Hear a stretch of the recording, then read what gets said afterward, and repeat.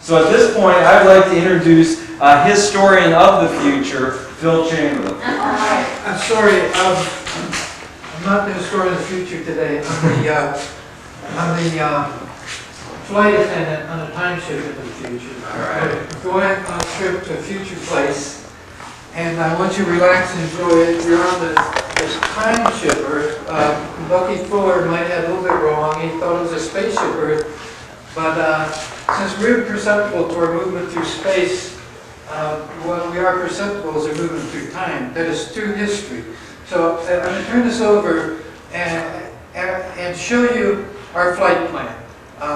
The salient feature that you'll see is a distant structure in the far, far future. It's called the Museum of the Millennium, and which we'll talk about later. I want you to understand that I'm removing our consciousness. We've left the launch pad, and we're now underway in a different time zone, because in the nature of the way the human mind works, if the ideation concerns the future, then in some not yet well understood way, we have moved in the future.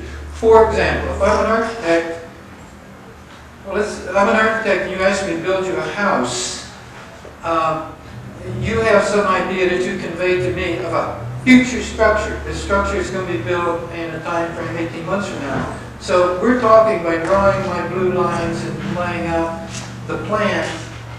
We are doing something kind of strange, but it has to do with the future, and in a sense we're starting here to metabolize the future. Okay, so the program of our flight plan today then is very brief. There will be 2 pictures and concluding with an 8-minute pixel video that Jerry was talking about. Okay, now I hope I'll explain what this is. This is where we're going. This is a timeline. It's all a little closer. The detailed work isn't too important. I'll explain what's happening here. There's 2 scales. This scale is increasing this way. It's the violence, inhumanity, and militarism, increasing this way. It's 0 violence here. And this is like in the animal kingdom, although the apes, they say, are genocidal, still it's not inhumanity, it's in apenanity or something. But it happens within the natural realm. But when the humans came, we plunged into ever-increasing amounts of violence, inhumanity, and keyword militarization. So that so that now there's a dotted line. This really extends. It's not at all certain that we're not going to go right off the graph to destruction. But the purpose of our flight, where I'm taking you today, is through this danger point. I'm going to take us through the ascent. In our other graph, you'll see the fine work of the ascent out of our current imperilment, and how to get to the Museum of the Millennium.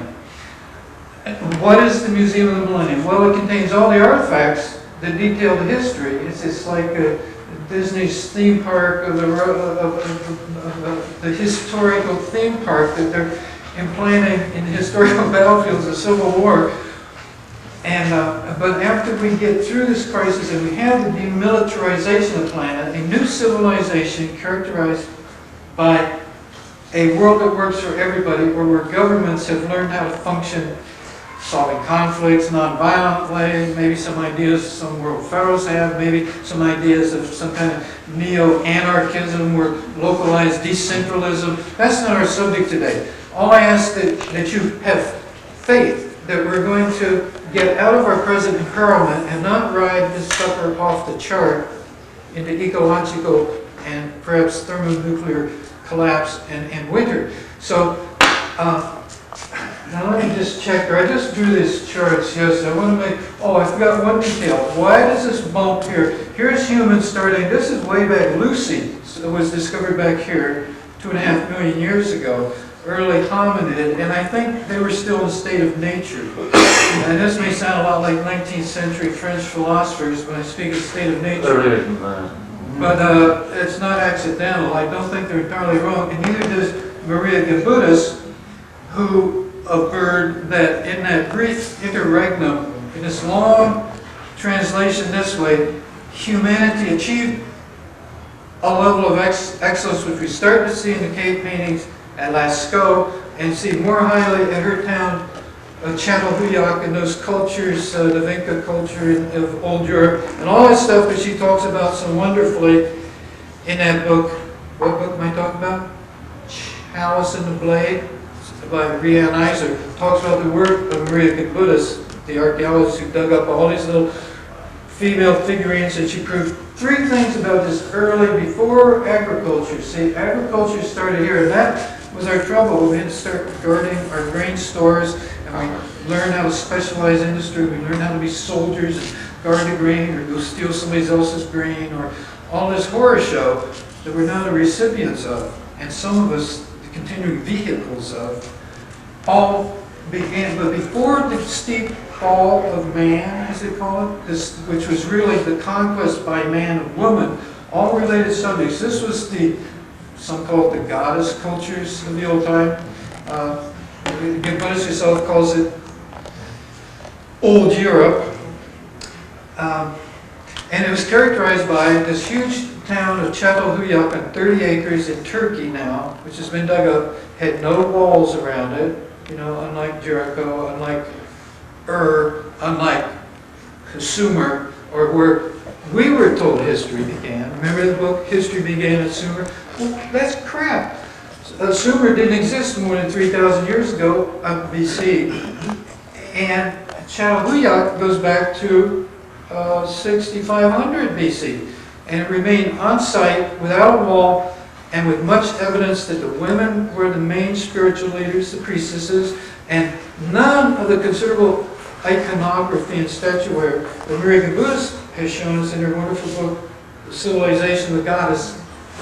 None of that is embossed with all this stuff that you get in the, like the old empire of the Egyptians, and, you know, the numerous bows and arrows and warrior burials. None of that stuff happened for several thousand years here, so we know that humans can live at this ascendant stage, higher than mere animal nature, and it did happen rudimentarily for a few thousand years. That's what that bump is.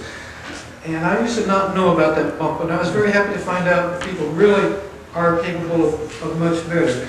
Okay, so that's, now, a couple of key points. Now, see, this time shift, we're the steering committee, and what we're going to do is we're going to make like a decision whether we want to take our time shift. I guess now's the time to see here. I've drawn, this is that same steep, this is the so-called goddess period. Here's our steep decline here. Now, we are right here. It says you are here and you are here. This is 1994, time being that way. And, you know, we're at a fork in the road, I hope. I mean, if we're not at a fork in the road, we're history.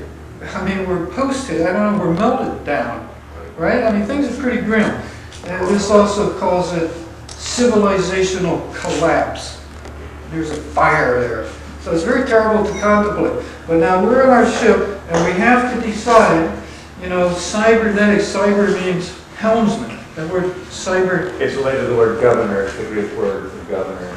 Governor, watch steam engine. It's the Greek. The governor is the Latin form of the European root cyber. Okay. Keep it. Okay, so we have a little cybernetic. He's governor. We have a little cybernetic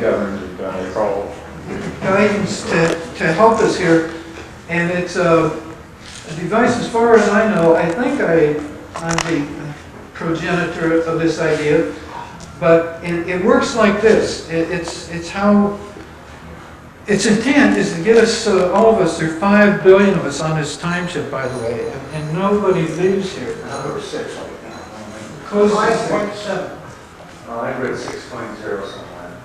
Well, we know which direction it's Where are going. they coming? South. Yeah. So, 2 points you need to know. There are a couple of turning points on here to get our ship to go off of this path. Like, you must understand, this path is Bill Clinton's politics, Richard Nixon's politics. It's standard politics.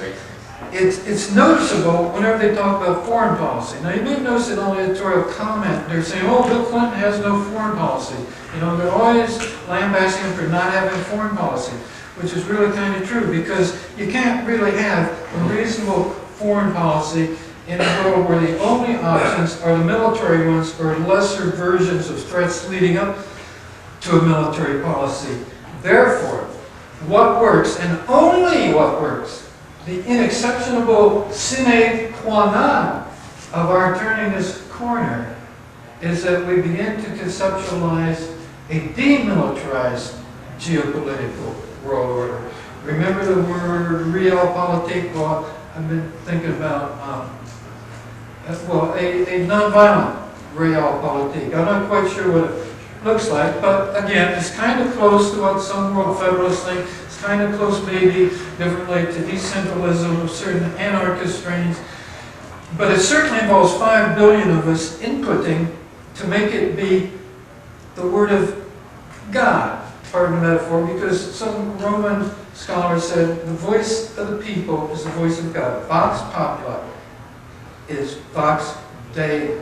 The voice of the people, voice of God. It's not a democratic premise, small d democrat, nothing new here. But since this timeship we're all in includes 5 billion in the demos, the people, well, therefore, 5 billion of us have to hit on a way to make a decision to go this path. And here's the best I can offer on that at present.